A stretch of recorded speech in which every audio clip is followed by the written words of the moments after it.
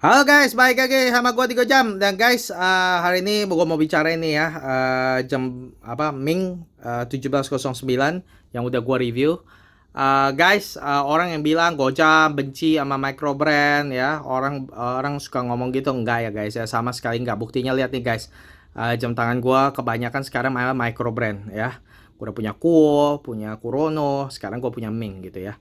Dan kalian bisa lihat guys ya, kenapa micro brand itu menarik ya guys ya, karena kalian bisa lihat ya, micro brand itu banyak orang beli micro brand, tapi micro brandnya beli yang salah, yaitu micro brand yang nggak ada identitas, micro brand yang cuma niru-niru brand besar. Nah, micro brand kayak gitu itu tempatnya di tempat sampah gitu guys ya. Tapi kalau kalian mau beli micro brand yang legit, micro brand yang bagus, kalian harus cari brand yang merek itu keren gitu ya. Dan ini adalah salah satunya Ming gitu ya. Kenapa gue boleh bilang ini micro brand yang keren? Karena dalam waktu beberapa tahun aja guys, ini perusahaan didirikan tahun 2020-an ya, sekitar 2020 gitu ya. Umurnya masih sebiji jagung. Di dalam waktu kurang dari 5 tahun dia perusahaan ini berhasil menciptakan desain yang sangat kuat guys. Desain language-nya kuat banget. Kalian bisa lihat ya.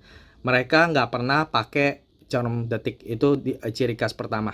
Terus udah gitu kalian bisa lihat ini laknya sangat unik gitu ya, kayak apa tuh, kayak kayak mengembang begitu guys gitu, keren banget dan tebel banget gitu ya.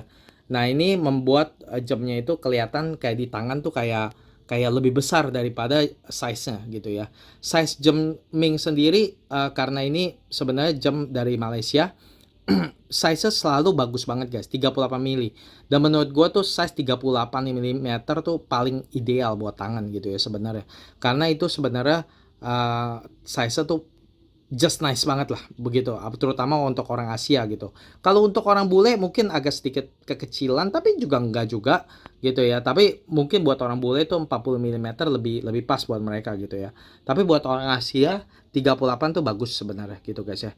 Dan kalian bisa lihat ya, ini 38 mili jatuhnya di tangan gua keren nggak karo-karuan guys gitu ya. Jatuhnya bagus gitu ya, sangat nyaman di tangan karena nggak terlalu tebal gitu ya, sangat tipis 10 mm doang.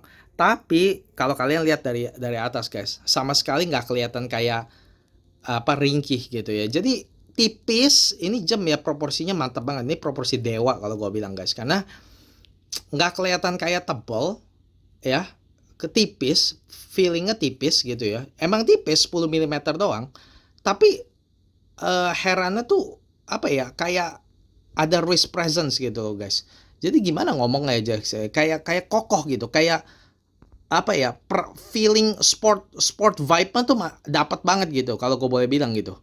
Gue susah ya ngomongnya ya, bagaimana ya, jadi kayak sportsnya tuh elemen unsur sportinya tuh dapat banget gitu, walaupun ketebalannya cuma 10 mm, gila itu, makanya gue bilang. Dan itu kalau kenapa bisa itu terjadi, karena bezel guys, bezelnya gendut banget, lihat tak, bezelnya gendut banget, imut-imut gitu. Jadi jadi lihat nih, dan dia ketebalannya, kalian kalau lihat 10 mm itu ketebalan dari ujung case bawah sampai ke ujung atas bezel. Kalau kalian lihat case tipis banget gitu, bezel sendiri yang tebal gitu. Makanya bezelnya itu yang bikin ini jam kelihatan kayak gemuk, kelihatan kayak sporty, tapi sebenarnya ini apa namanya, tapi sebenarnya tipis banget gitu guys ya. Dan ini jam kategorinya sports ya, bisa diajak berenang gitu ya.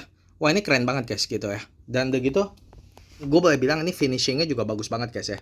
Finishingnya bagus banget ya. Ini lebih bagus dari Tudor guys gitu. Ini lebih bagus dari Tudor gitu ya. Harganya nggak semahal Tudor, tapi tapi kualitinya ya, finishingnya ya, gue boleh bilang ini gamparin Tudor kemana-mana gitu ya. Kalau bandingin ini sama Tudor, menurut gue Tudor digebukin, diberakin guys, beneran nggak bohong. Gue ngomong bukan sembarangan, ini beneran. Dan ini sebabnya kenapa gue lumayan suka sama micro brand ya. Karena kenapa? Karena micro brand itu perusahaan yang masih kecil. Mereka nggak mungkin bisa saingin brand-brand besar guys. Dan mau nggak mau ya, kalau misalnya mau nandingin Tudor begitu-begitu ya, mereka harus kasih kualitas yang bagus gitu loh. Jadi makanya mereka dengan harga yang lebih murah, mereka kualitinya bisa kalahin major big brand gitu. Ya itu sih, gue cuma kasih lihat aja nih Ming ini ya. Keren mampus guys, keren mampus. Ini proporsi dewa ini. Oke guys, begini aja, cuma bincang-bincang aja. Kalau misalnya kalian suka horologi, jangan lupa subscribe channel ini. Makasih udah nonton. Sampai jumpa di video berikutnya. Bye bye.